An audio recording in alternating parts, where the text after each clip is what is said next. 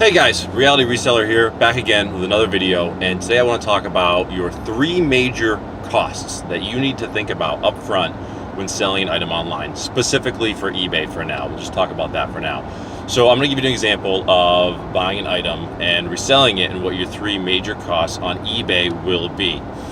There are a bunch of other small costs, but for now, stick with the 3 big ones and you should do just fine. You can go into the little ones in detail later on. So, for an example, let's say you go out and you buy an item for $5, okay? And you've looked at the completed listings on eBay, you've looked at the history, and you can sell that item that you bought for $5 for $20, okay? There's your first major cost, is your cost of goods sold, okay? So $5 is your cost of goods sold for an item that sold for $20, all right? That's your first major expense. Number 2, the second major expense for an item is your eBay fees. And again, early on, let's talk about basically the generic costs, which can fluctuate when you've done a few things, but let's talk about the upfront cost is 10% of the overall sale price, which does include shipping, okay? So let's say you're selling an item for $20 with free shipping that you bought for $5, 10% of the sale price is $2, okay? So right now you've got $20 sent to your PayPal account for a $20 sale. You spent $5 on that item to buy it. It costs you $2 in eBay fees, so you're already down to $13 in profit.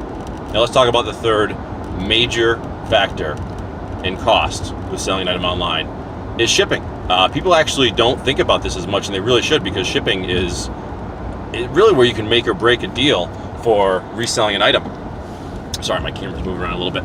Got to tighten it up. So shipping can easily make or break a deal, and early on, if you're not careful, I made this mistake several times, you can lose all your profits on shipping if you don't take into account the weight, the distance, where it's going, and all that. So for this example, let's say that you have a lightweight item that's under a pound that's gonna ship first class. That's great, because first class, let's just call it $4 to make it even, okay? It could be a little above 4, it could be a little below 4, but let's say it's about $4 for shipping. So now you've got a $20 sale, you spent $5 for the item, $2 in fees, and $4 in shipping, okay? 5, 4, and 2. Let's make it so it's $11 in your major fees.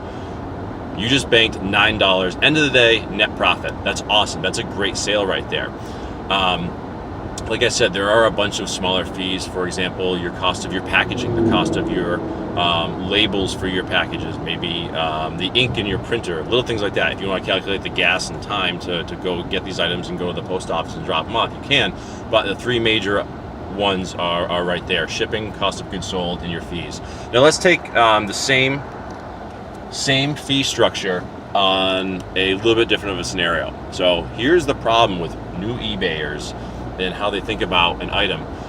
Let's say you go to a store and you buy an item for $10, okay, and you know that it sells for $20. The first instinct is, great, I can double my money. That's the first thing that people think is, oh great, I can sell this and double my money.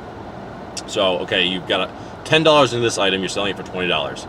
Again, your eBay fees will still be 10%, so again, $2. So now you're out $12, and already you're looking at $8 profit. Not bad. But then you take shipping into account. If that's still that first class shipping under a pound, you're good. You spent $10, you net profit $4. Not great, but you made a couple bucks. Good job. If you miscalculated the shipping, this is what I mean, where people can screw this up.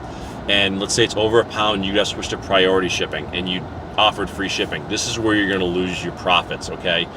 Priority shipping, if you can fit in a flat rate envelope, it's going to cost you about $5.50, $6. If you don't, it's going to cost you $7, $7.20, maybe more. If it's going farther away, if it's more than 2 pounds. So let's say you miscalculated the shipping, you have a heavy item, you spent $10 on it, $2 in fees, and it costs you $8 to ship it. You just basically broke even on the item. You did all that work for 0 profit. And again, later on, when you talk about the cost of your time, your gas to go to and from stores or post office, your shipping materials, things like that, you're technically losing money on this. So not only is the cost of the item one of the biggest variables, but the shipping can be a killer, guys. It really can. The best thing you can do before you list an item, especially if you're not sure if it's under a pound or not, if it's like a t-shirt that weighs 4, 5, 6 ounces, it's under a pound, you're good to go. If it's something that you're curious if it's a pound or not or more. Double check, get a bathroom scale out, get some kind of little scale if you have one, and double check. It's better to know ahead of time so you can anticipate that. And generally what I do, if it is over a pound, I'll set it to priority shipping, and I will do a calculated cost based on the buyer's location, and make them pay the shipping and just lower the sale price of the item.